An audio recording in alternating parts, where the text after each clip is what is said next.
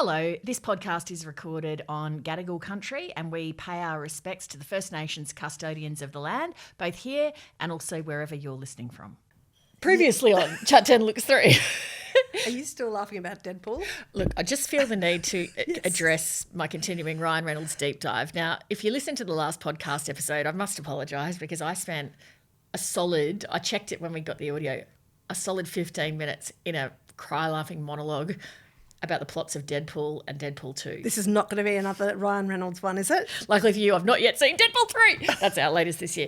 No, it is going to be another Ryan Reynolds one because you at least... For God's sake. You at least will be happy to know that my Ryan Reynolds deep dive has come to a screaming halt. Can you scream in a deep dive? Anyway, I'm just... It's probably silent. It's probably just like a big yawn. The metaphor police are speeding their way to this location. I blame Murph. Murph recommended that I watch a movie called Free Guy, which she said that I'd really like, that she really liked. I couldn't watch it for more than 20 minutes. It was set inside a video game. And so Ryan Reynolds I've watched this, an NPC, non-playable character, who goes kind of a bit rogue. And I just... was like, I was watching it thinking, Murph, when did you mistake me for a 13-year-old boy? I'm not into this at all. When I listened to the last podcast, in all likelihood. I mean, how can you possibly... See, this is your genius. You can go so low rent and then make it look like that is kind of the natural and good way to be. Yep. And then still manage to double down and humiliate your friend in the process of just going, I'm sorry, I just don't know what you see. I'm more of a Deadpool kind of person. Did you like Free Guy? I thought it was fine. Wow. I watched it with my 13-year-old son. Maybe I was just... We both had a nice evening. Maybe I was just in a bit of a mood or something. You think? But don't you worry, I've got some other low-rent pop culture content as well for you coming right up. I know you have, love. You may as well, come on, bring it. Okay, so... yeah, I know. I went to Taylor Swift. I know, yeah. Now, it feels like a little bit like everyone's finished talking about Taylor Swift, so I won't... No, because like as a person who, you know, our whole family queued for hours with absolutely no result online. You're going to hate me. Sure, no, bring it. You're going to hate me even more because I wasn't even the person who queued online. Lisa Miller did that. She did the heavy lifting, and then I was just... When she got the tickets, I was like, oh, okay, I'll be coming on one of your spare ones, thanks. So... That was great. Look, it was obviously everything everyone said about it. It was an amazing show. The crowd watching was as fun as the actual show. I just wanted to, for people that are interested in Taylor Swift, there's just a few things I wanted to point you to. What's so funny about that? Should I remain? That's okay. I'll do some voice exercises. Okay, I wrote a piece for ABC Unique News. New York. Unique New York. I read a piece for ABC News Online about the concert and what I think, you know, my kind of just 2 cents worth, since every other journalist in the world had written an opinion piece about Taylor Swift. I barreled one up as well. Oh, did you? Yes, I did. I genuinely missed that. Oh, okay. Well, it's none of my friends were talking about it. Just Google Lee Sales Taylor Swift and it'll come up. Again, along with the duet we did at the Melbourne concert. There's a great piece by our old mate, Taffy Brodesser-Akner. Oh, fantastic. Hi, Taffy. It's called, and again, just Google Taffy Taylor Swift, you'll find it. The headline is "My Delirious Trip to the Heart of Swiftiedom." It's in the New York Times. It's got to be a solid 20,000 words about her attending a Taylor Swift concert. Okay, I'd read that. It's her. It was great. I loved it. Another friend that I recommended it to didn't like it so much. He does like Taylor Swift. She found it. She thought it was kind of over-intellectualising the whole thing. That's not what Taffy does. A bit too clever, in my friend's words. But I thought it was absolutely brilliant. Mia Freedman wrote a fantastic piece about Taylor Swift and the experience of going to a concert, which was, you know, I thought as good as the Taffy piece, but it was much, much shorter. So if you just want a sampling of something interesting, you can do that. Then there's a brilliant piece that was in The New Yorker called "Listening to Taylor Swift in Prison." And it is written by a guy who was doing 20 for murder. Wow. And he became unscratchably addicted to Taylor Swift, and he was just desperate for all the new albums to drop, and all the other prisoners knew that he loved Taylor Swift, and it's about his experience of why he connected to Taylor Swift's music. It's an amazing piece of writing. Wow. Yep, highly recommend that. And that there endeth my content about Taylor Swift. But I've got more pop culture content. Sure, that's fine. The Greatest Night in Pop. Have you watched it? No. Oh, okay. It's on Netflix. It's about the making of We Are the World. I thought you might have watched it. Oh, okay. No, but I feel like you have a very sparky need to tell me what it is. I have been dying. Which actually works very well with my need to not talk very much. So I was really hoping that you might have seen it, actually, because I really want to bounce off someone to talk about it. So it is about the making of the song We Are the World, which I'm sure you know. Yep. I'm with you. Good. Okay, so I realised when it started, I've never given one second's thought to the making of We Are the World, of who wrote it. How did they coordinate everyone's diary to be in that location on the one night? You've never thought about that before? Have you? Yeah, I have, because wow, I feel like I've seen another doco in which it's sort of vaguely canvassed. It's like a doco about somebody else's life, and a little segment of it is, and then this person, whoever it was, went to do. Oh, okay. I wonder who that. Maybe was it about Michael Jackson? Maybe, because I'm just thinking, I'm just visualizing who was there and thinking who was deceased. Or not. Yeah, I don't know, but like I definitely feel like I've watched a doco before. This is a good anecdote, isn't it? It's got all the detail. Just go and find it. It was brilliant. Unstoppable. So all I'm saying is that, yes, I have before thought, geez, that was actually a bloody enormous day, wasn't it? I mean, how did they record that with all those people? Well, okay. You're a better person than me, because that thought had never crossed my mind. So it kind of starts, and then so Lionel Richie's kind of the central talent in the doco, and Lionel Richie was kind of one of the absolute driving forces of it. In fact, he sings the first couple of lines in the song. It was written by Lionel Richie and Michael Jackson. They rang Stevie Wonder to ask would he help write it, and then he just didn't call them back. And then he showed up at the last minute, and they were like, mate, the song's written. We're recording it tomorrow. You'll be here tomorrow night for it. Anyway, they've basically rolled on. They've had cameras rolling across the whole recording session, basically. Okay. So they've got all the great behind-the-scenes chitter-chatter and that's cool and stuff. It blows your mind when they kind of go around the room and you just realise, oh man, it'd be like today if you had Taylor Swift and Beyonce and Harry Styles and everyone in the same room. Lee Sales. All the greats of the era, and just the amount of talent is so kind of gobsmacking. Okay, so what I want to know is the politics of the talent. What's happening? Is there any kind of like? So how do you dish out the scenes? Like, I mean, how do you dish out the lines? How do you say, that was you're going to get the, there's a choice we're making. So Quincy Jones, who's the producer, I've banged on about him on the pod before, an absolute genius. I mean, Quincy Jones and Stevie Wonder would be two of my all-time favourites. I think they're both bona fide geniuses. Quincy Jones arranged it, and he decided who was doing what in proximity to whom and so forth. And so there's a bit where Dionne Warwick says she has a harmony with Willie Nelson. She's like, well, my eyebrows raised when he told me I was getting paired with Willie Nelson. But they actually sound fantastic together. They do. And so there's some great little snippets of colour where everyone walks in and they're all a bit mind blown, right? Because it's just the greatest rock acts. And they've had to keep it all a secret as to exactly who's participating so it kind of doesn't all get derailed. So they all walk in and they're like, it's Michael Jackson, it's whatever. They've done contemporaneous interviews with Cyndi Lauper, Huey Lewis, Bruce Springsteen, Lionel Richie. So, yeah, it's fantastic. And so initially they're all kind of excited and chatty, and then Sir Bob Geldof's there and he says to them, here's the reason we're here, and that kind of everyone gets quite serious. So they do the kind of chorus part first, and then they line them all up in a semicircle, as you might recall from the video clip, and they all have to sing their individual line. And so when they start to do this, Huey Lewis is kind of mostly commentating this. Huey Lewis, I mean, does he stack up? I've got a massive crush on Huey Lewis after because I just like all those names. I'm just thinking, the Immortals and Huey. Huey Lewis is awesome. He's got an awesome voice. I love Huey Lewis. Power of love. It's a curious thing. He's great. Anyway, so Huey's like, everyone gets in the semicircle. He's towards the end of it. And he goes... I love how you are ride or die. It's the Huey Lewis. Jeez, you are the greatest dag I've ever encountered. Anyway, keep going. So they're basically in this semicircle where they've all got to do their individual lines. And Huey Lewis goes, everyone then realises I'm going to have to sing in front of Bob Dylan, Stevie Wonder, Michael Jackson, everybody, all the great acts. Just like that time we did the Play School song, remember? And like as we were warming up, who was singing in front of us? I can't recall. It was someone like it was Kate Miller-Heidke. Oh. That's who it was. She was doing the song before us and we were just like, we are This cooked. is bad. This is bad. Well, that was what Huey Lewis was thinking. And Well, so he's yeah. like... Sorry, it was Huey.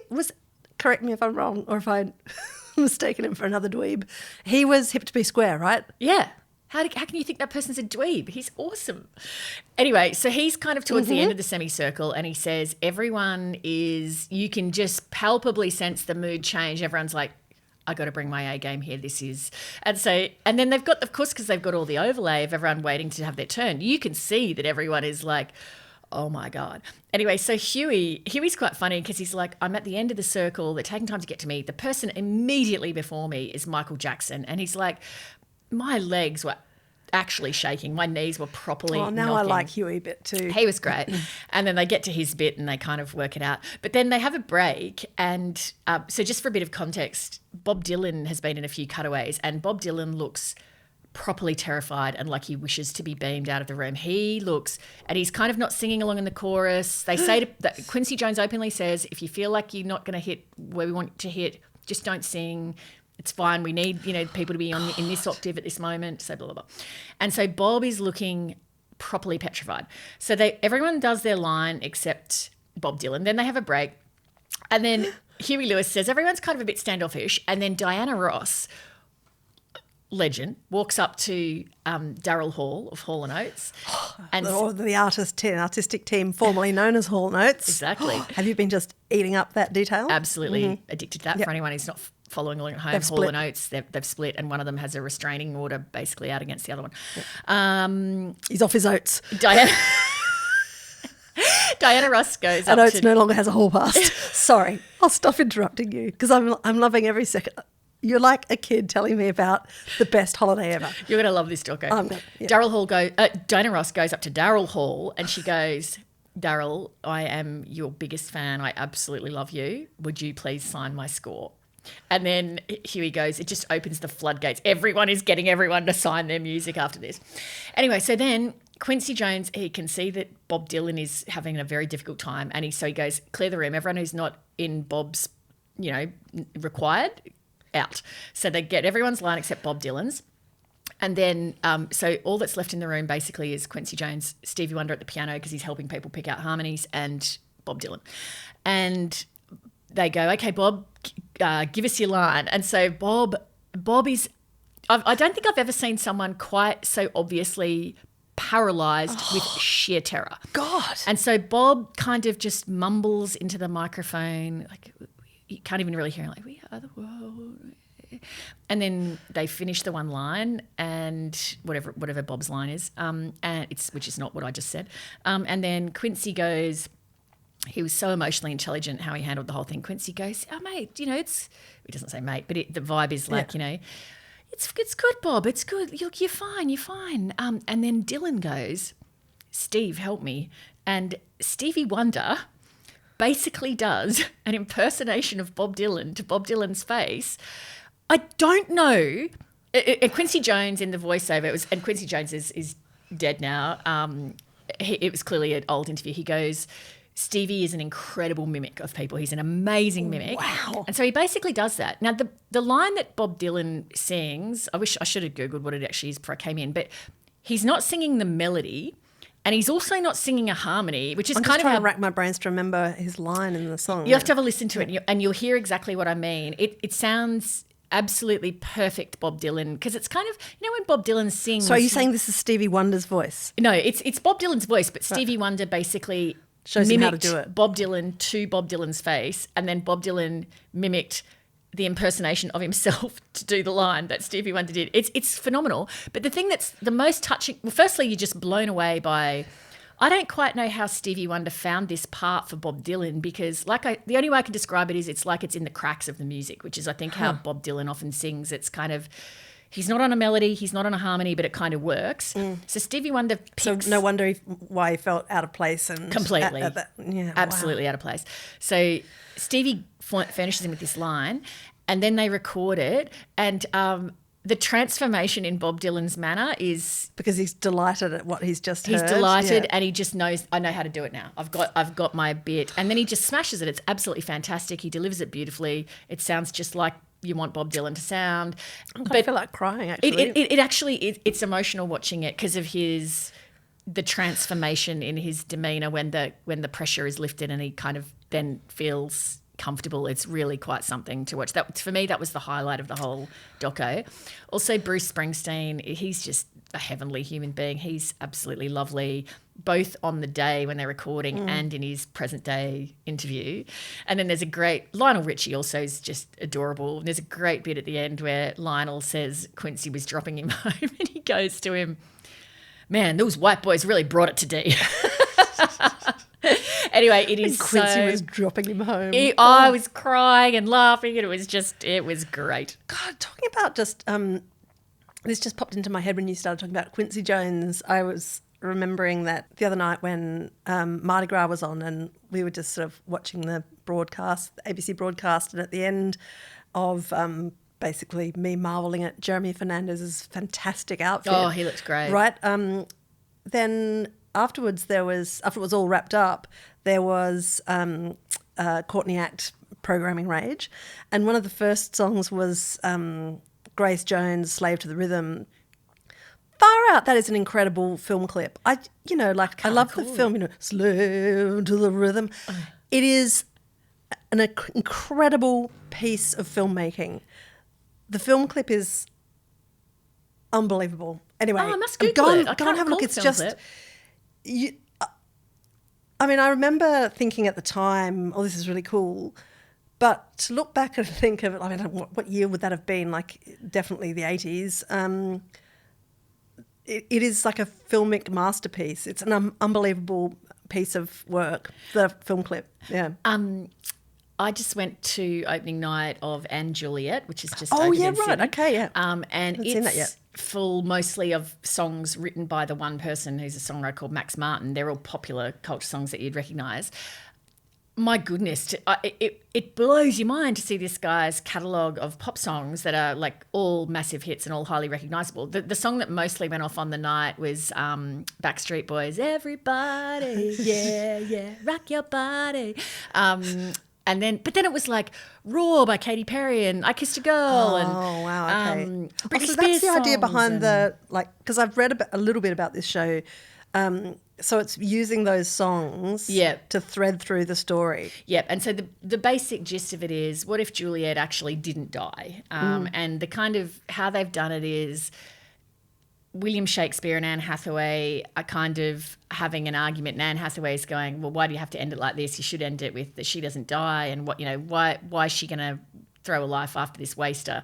And then basically it kind of picks up from Juliet hasn't died, and then here's what happens, and then they use these songs woven throughout to kind of just keep furthering the narrative. It's really good fun. The audience absolutely loved it. I feel like I'm on a just total monologue here, and that I should let That's good though, because my voice is a bit hurty, so it's actually really suiting me to listen and occasionally to mock you. Well, it's really suiting me to just get an unbroken monologue. No, I just enjoy it while you can, lady. Now, I'm torn about which direction to go now because you've got so many options now. You've got open road in front of you. I've got open road in front of me. I could go down the musical road to something else I saw, and we'll never ever get home. Or I could stick in the 70s, 80s pop culture. What would you like? I'll keep going with music because that's something where Okay. So I went in Melbourne to see Groundhog Day the musical. Oh, this is Tim Minchin's musical. Tim Minchin's musical. I absolutely loved it. It was so You're great. on fire with your musical attendees. Yes, I've been in a very purple patch of being able to consume culture, which has been great. Groundhog Day the musical. People will, of course, remember the famous film starring Bill Murray and the basic gist of it, that he's a weather forecaster who's been sent to a town in Pennsylvania, and they have the groundhog that come every year. The groundhog dictates how much longer winter's going to go for, kind of thing. And he hates this assignment. Puxatawny Bill. Puxatawny Phil. Phil. Yeah. So Puxatawny's the town. And so Bill Murray hates being sent on this assignment. He's not a very nice person. And then something happens and he just keeps waking up and repeating the same day over and over and over again, and it's Groundhog Day. And so they've built a musical around it. Interestingly, it didn't do well in the United States when it opened, the musical. It had a very short-lived kind of run, even though people thought it was a great show. It just didn't land for whatever reason. And there's lots of, you'll be unsurprised to know, I've done the internet deep dive on this. Of course you have. And there was various theories about it, such as, other musicals that opened around the same time and just... Wasn't it around 9/11 or something? No. I feel like it was around some sort of big event. It was... That had a... Earlier, it was after, so it was quite a bit later than 9/11. But there was various theories around. I think it wasn't Wicked, but there was other major shows that opened around the same time that were very big. So it ran for a long time in the UK, didn't it? It did. Yeah. So it was a huge hit in the UK. The same guy has played the Bill Murray character in Broadway, West End, and now in Australia. Okay. His name is Andy Carl. He won an Olivier for it on West End, and. It's so good. When you saw Matilda, right? Of course, yeah. You know how in Matilda there's moments that give you a feeling of genuine wonder, right? And you kind of, you leave the theatre and you go, well, that was money well spent, and that just made me, I feel so happy. I'm just walking on air, walking out of this theatre. Yeah. It has moments like that. Like, we were so happy when we left, and there's a wonderful number in it where there's some illusions that occur. And I was there with Lisa Miller. At one point I just turned to her and went, how are they doing this? How are they doing it? And she was at the end like, God, you're so hilarious. Like, clearly it's an illusion, Salesy. They've got an illusion, but you were just so into it, buying it all. That is the Minchin magic though, isn't it? Like, as well, like just these sort of little spinnerets of words and melodies that are just, how sometimes you get a great melody and kind of like okay words, but the rhythm of the language. Yeah. So clever. Yeah. So it was just an utterly delightful night out. And I kept thinking, God, how are they going to make this a musical, and how are they going to keep repeating the same day over and over again? How's it actually going to work? It just worked a treat. It was laugh aloud funny. It was touching. It was... I can't rave more highly about it. There's a new film coming out in the next, I think in the next little while, not long now, which is a film that's made of the musical that was made of the movie Waitress. Oh, yeah. Yeah, so okay. The film Waitress... starring our old mate Kerry Russell from The That's Americans. right, yeah. But also it was there's an extraordinary story about the writer and director of that film who died... I think not long after it was made, very tragically. And the story then was made into a musical. Right. I'm not sure of the exact TikTok here. Also called Waitress. Yep. Right. And that musical score, that musical soundtrack is on high rotation in my house. Right. Everybody is in love with it. And we started listening to it during lockdown. And now there's a film made of the musical that's about to come out. Oh, and right. I'm in transports of excitement about it. Speaking of stuff that we've previously been in love with and that's on high rotation in your house, do you know Hamilton's coming back to Sydney? Yes, I do. Yes, I do. Do you know, sometimes I think back, just before anyone listening to this podcast goes, oh, please, oh, God, here they go again. Jesus, shut up. It's sometimes...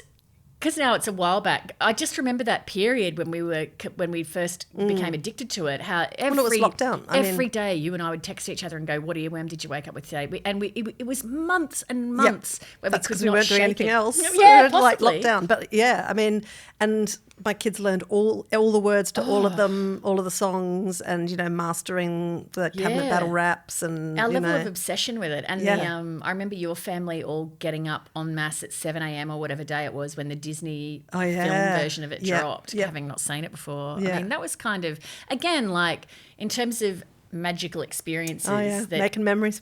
Yeah, they just, those things, I think, when you love a show like that or you love the music and you go and see it and then it just, I'll happily watch it beginning to end any day. Yeah, it's will you go and see it again? Yeah, absolutely. Same, of Yep, course. absolutely, without a shadow of doubt. The other bit of 80s pop culture I was going to tell you about is I knocked over. It was a really easy read. It only took me a couple of hours. So Henry Winkler, the Fonz, has written a book called Being Henry, The Fonz and Beyond. No way. Yes, it's a lovely read. Does he just say, "Sit on it, Mrs. C"? Actually, it should have been called Sit On It. That would have been a good title for it. It's lovely. He has a reputation for being one of the nicest people that you'd ever meet. I didn't realise he has done because, I mean, he obviously had an issue with being typecast as the Fonz kind of, you know, early on in his career. But he has done a lot of stuff. He did a lot of stuff behind the scenes, and then he's also done a lot of stuff and been very successful on camera too in Arrested Development, and then recently in Barry. It was just a very interesting He can jump read. a shark. He can jump a shark. He addresses that. He addresses the created the as he points expression. out. I didn't realise Happy Days went on for another few seasons after the jumping the shark. Oh, yeah. Incident. So it's kind of, for me, because I grew up in the era when Happy Days was on telly. Yeah. I mostly enjoyed reading about Happy Days, and then of course I love Arrested Development and Tony Hale and all of those, Jason Bateman and all of that crew, Will Arnett. So I enjoyed reading about that as well. But yeah, he just seems like a lovely dude. It's a very easy read. If you're looking for a celebrity memoir to read, look no further. All right. Okay. Well, I'm up for that. I'm up for that in a large way. Excellent. We haven't done much book-wise this podcast so far, have we? No, because it's all coming up in the next podcast. Oh, is that what it is? I will mention that I finished watching FEUD, the Truman Capote. Yes. Have you finished? My binge versus has the been Swans? playing up. I've been trying to watch the final. Well, I'm sure there's an ointment for that, love.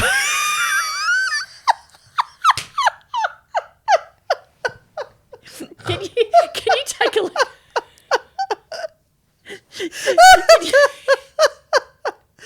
Can you take a look at my binge when we leave here and see what's going on with it? I'm not going Sorry. anywhere near your binge with I would go near your binge with somebody else's bloody stick, mate.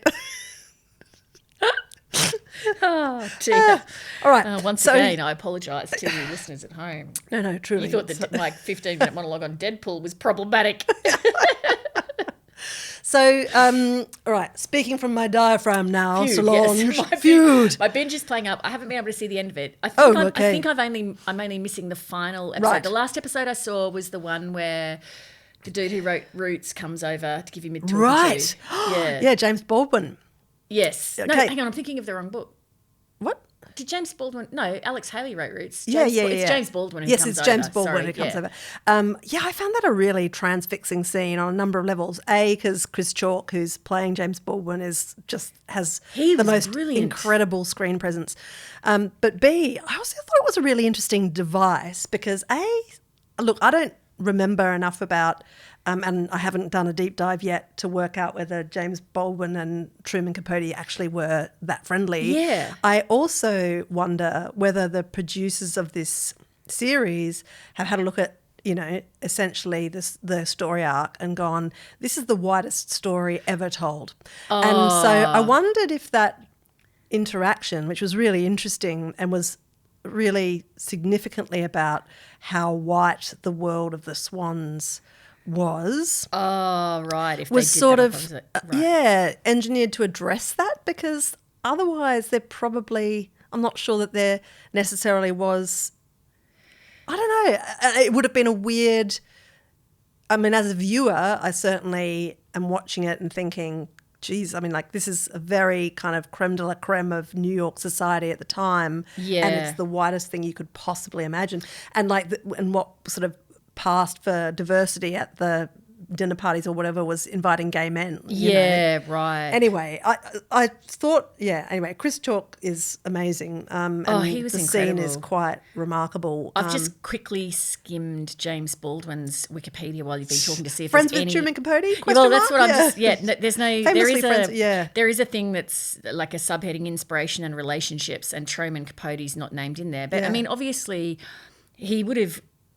surely he would have known Truman Capote because Well, there's two this of kind the- of like, we're two gay men who Yeah. are great writers, Yeah. Hello, let's they have would dinner. have They would have passed, but whether, as Yeah. you say, whether they were friends. And it's kind of, I mean, the way that the scene is sort of conjectured is that Baldwin takes him out for lunch and says, and he's written the article, he's been dumped by Babe Paley and all her friends, and he's, spiralling into drink and so on. And Baldwin shows up and takes him out for lunch. And at one point, Capote, who's played, as we've discussed before, by Tom Hollander. Brilliantly. Not Tom Hollands. And somehow he just says, well, I'm taking you out for lunch because you need to have some family. and us gay boys have got to stick together basically, and then they launch into this broader discussion. Is that the second last episode? No, I think it's the third to last. I reckon you've got a couple left once you get your minge retwiddled. I mean, your binge refiddled. James Baldwin's most famous book is, of course, Go Tell It on the Mountain. Right. Yes. Yeah. Actor was Roots my boot. Absolutely superb. Yeah. I mean that whole series. I've been cross that my binge has been on the blank because it's stop saying it. I was cross to not be able to finish off watching it's quite it gets a bit like there's a bit of having just watched that series of The Crown with the ghostly appearances and like sort of shit canned that. I kind of like there's a bit of ghostliness back and forth. But like I mean that's already happened too because what's her name shows up as his mum and addresses him at some point. Yeah, that's true. So I mean, isn't it funny though when it's kind of a bit better done? Like that didn't jar. I can deal with the ghost as long as it's also because it's funny how.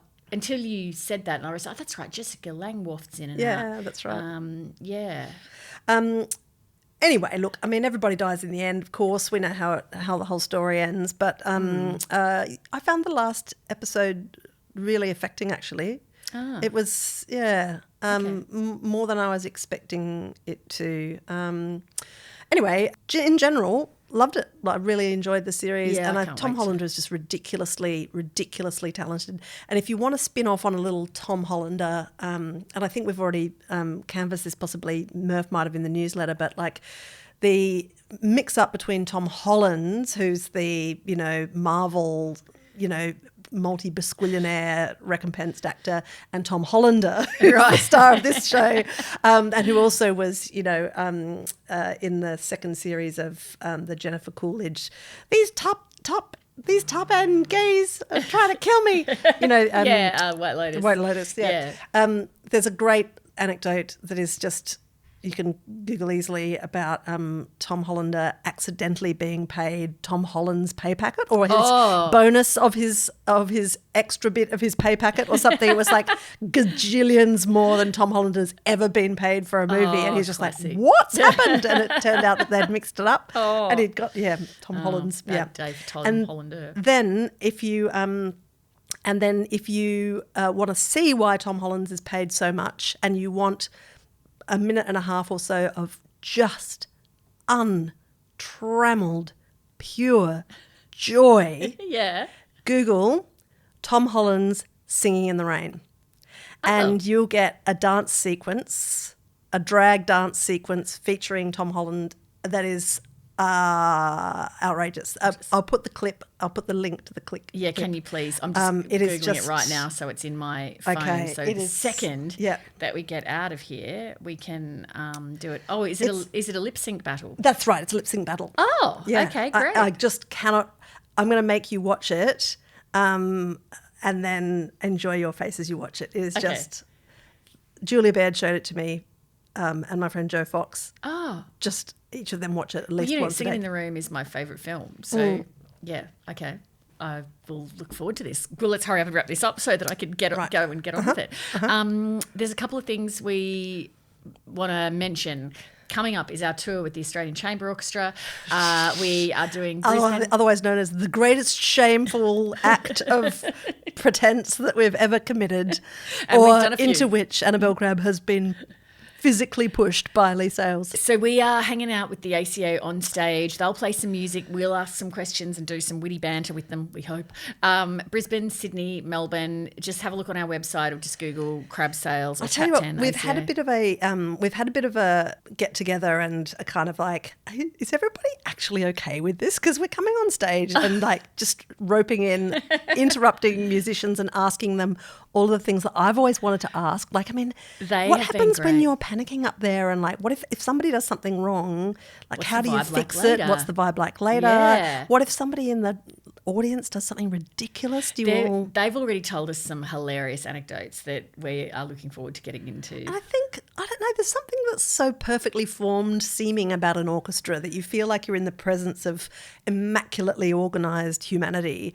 And actually what's happening behind the scenes is so interesting. Exactly. I cannot wait for this. It's going to be very, very fun. And then also the National Film and Sound Archive. Let me just say the name again. Your binge really is on the blink, isn't it?